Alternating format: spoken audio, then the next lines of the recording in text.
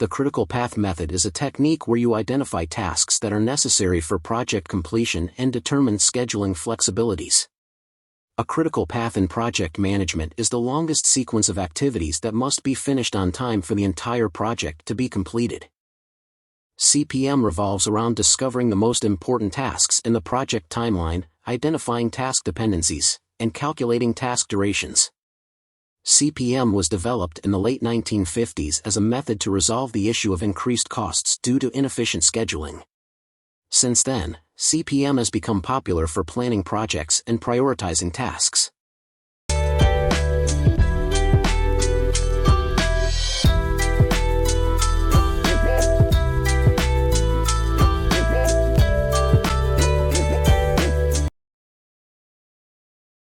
Critical path method improves the future planning by comparing expectations with actual progress.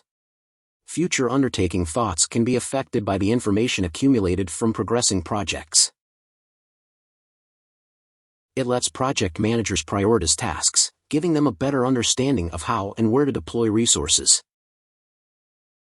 Project bottlenecks can cost precious time. By outlining project dependencies using a network diagram, you can more accurately decide which tasks can and cannot be finished in parallel. After that, you can adjust your schedule accordingly.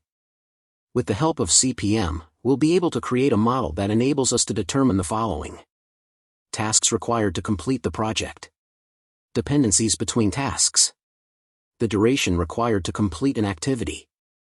Before we can get started with CPM or critical path method, we'll have to understand two major concepts, which are events and activities. To help understand them better, let's have a look at the network diagram, which is also the output of the process. This output represents some of the most important parts of the process, events and activities.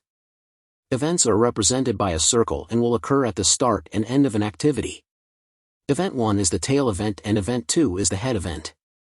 In the case of our example, the events are 1, 2, 3, 4, 5, and 6.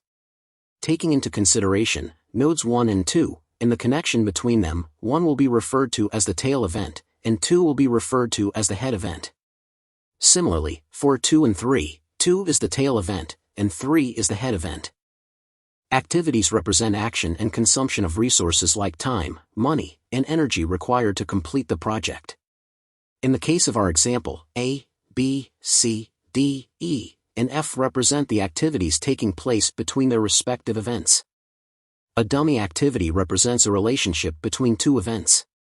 In the case of the example below us, the dotted line represents a relationship between nodes 4 and 3. The activity between these nodes will not have any value.